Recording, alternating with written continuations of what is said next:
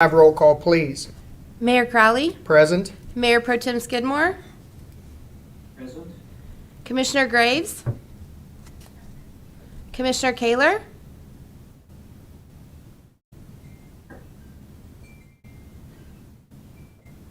She's present. Commissioner Kaler, Commissioner Clayton,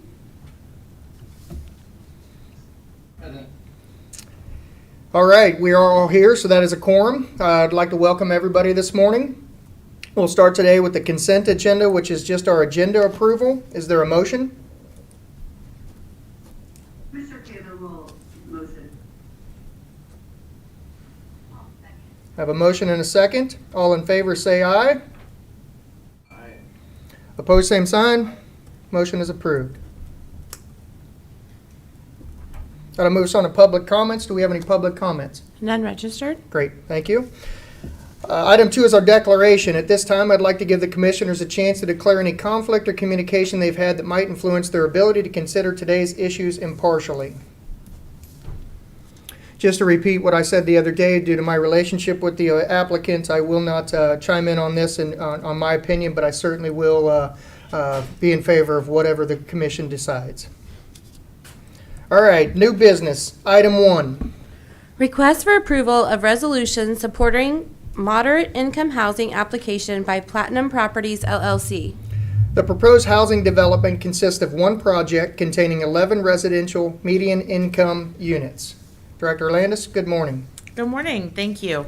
This is a continued discussion about the project that our internal review committee brought to you for consideration for the moderate income housing grant through the state of Kansas.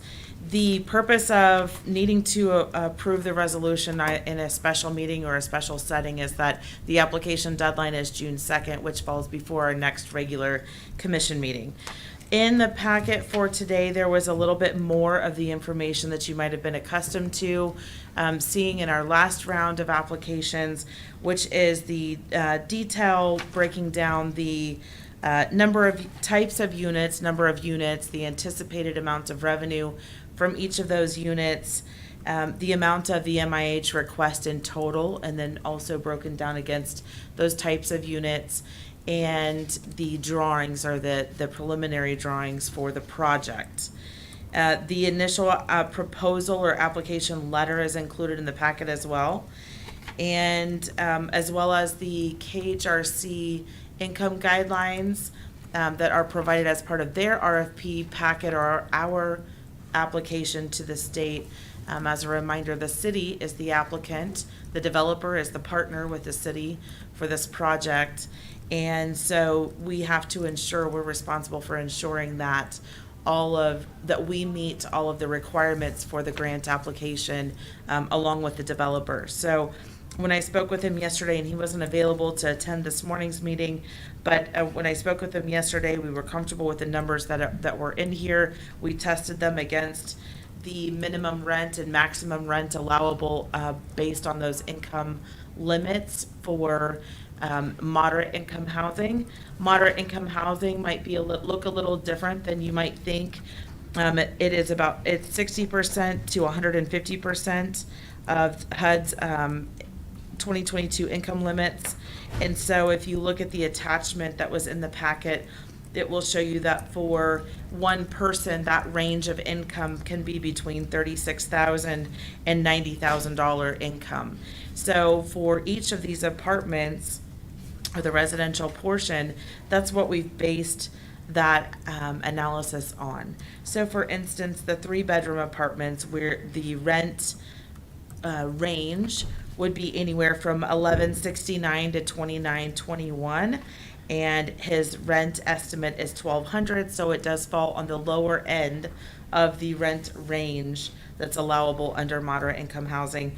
For a 2-person, the range is $1,040 to $2,600, and the rent for a 2-bedroom apartment is anticipated around $1,050, so it is at the very minimum range for rent. And the proposed penthouse or the 1-level apartment If it were one person, two person, or three person, the rent estimated at $1,800 would fit within the MIH ranges, income range as well. So with that, I would, actually, let me circle back to just the very basic information on the project. This lot lies on Walnut Street between First and Second Streets. It is owned by Platinum Properties currently. It is zoned C4. My understanding is that does allow for mixed-use commercial residential development. The current appraised value of the lot itself is $32,630. The total project itself is going to be, in total, $2.2 million. So just over 2.1 would be in construction costs, so that appraised value will go up significantly with the development of this. Not yet determined exactly whether there will be additional programming that will be added to this project. While our application deadline is quickly approaching, we have not had our consultant available to work through the detailed part of this project quite yet. I'm hoping that we'll be able to work on that the rest of this week. And what we might come up with is the need to supplement the project with RHID, or I'm sorry, not RHID, but NRP, or reduced permits or connection fees, which we have done for applications in the past. That is one of the requirements of the MIH program, is that the city is participating in the project in one way or another. And so we have a way of breaking down our administrative cost, both for internal staff and also for our consultant, who might help to not just apply for the grant, but also administer the grant going forward all the way through completion. There are some strict guidelines as far as what they can do or how and when they can do it and when they can begin construction. So after award, this would be awarded in August. And then they are asking for about 60 days to get contracts signed. After that, they have 18 months to complete the project in entirety. So there are rules and guidelines that go along with this program. None of that has changed since the first round at the end of last year. The only difference is that the change to the program from the state level is that in our first round last year, we were able to submit multiple projects, and their new rules for these rounds this year are that we cannot submit multiple projects. Each agency, each municipality or county can only submit one MIH project or one MIH ARPA project. At this time, when we first discussed this, we thought we would have one in both categories, and we do no longer have the MIH ARPA project. While it is a great project, it was not ready for application. So this is the only MIH project that we have to bring to you at this time, and I am available for all the questions that you have.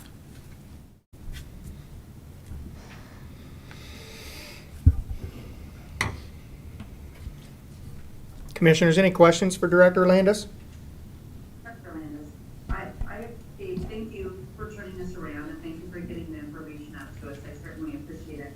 I am, in the past, we have already known what potential contributions we were going to make. I am a little hesitant without knowing what the city's contribution is, and actually it's not even the city, it's the citizens' contribution is.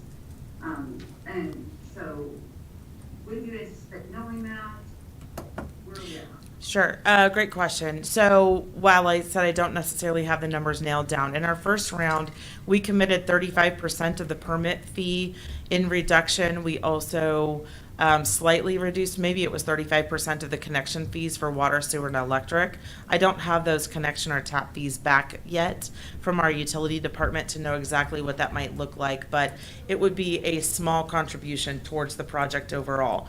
The permit fee is somewhere around between $9,500 and $10,000, so 35% of that is what we committed to your first round in late 2022. I wouldn't anticipate needing to do anything more than that. I think we somewhat set that as a standard for being able to consider contributing towards a project like that. Other than that, there would be no direct contribution. There is no cash contribution, just a reduction of the fees that would be associated with the project. Also, if it were included in the NRP or considered to be included in the NRP, we would apply for that. We would apply with the grant application showing that it would be applied for, but that application would run the full process just like any other commercial development, commercial or residential development would. So it would be subject to the same rules that we already use for commercial and residential NRP applications. So I don't know that number off the top of my head. But as far as commitment in support of the project from the city, those would be the only two things that I would suggest we would even be considering at this point. Is that helpful?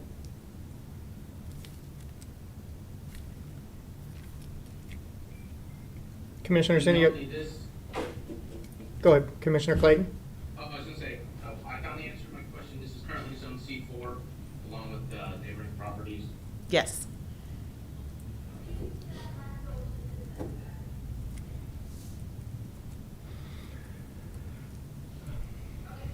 If there is no comment, I'm happy to make a motion. Please do. Yeah. A motion to approve MIH as listed in our agenda with the understanding that we do not see the permit fee, the fee reduction, the permit fee reduction, the connection fee reduction, and that if the NRP is requested, that an application be much like any other project. And that's my motion. Roll second. We have a motion and a second. Any discussion? I just want to appreciate the builders doing this. We certainly have this need in town for apartments like this. I like the location, and I think it's going to be a fantastic opportunity for us to expand our residential housing needs. So I appreciate Mr. Crowley bringing this to us. Any other comments or discussion? Can I have a roll call vote, please? How do you vote? Mayor Pro Tem Skidmore? Yes. Commissioner Clayton? Yes. Commissioner Graves? Was that yes? Yes. Commissioner Kaler? Was that a yes too?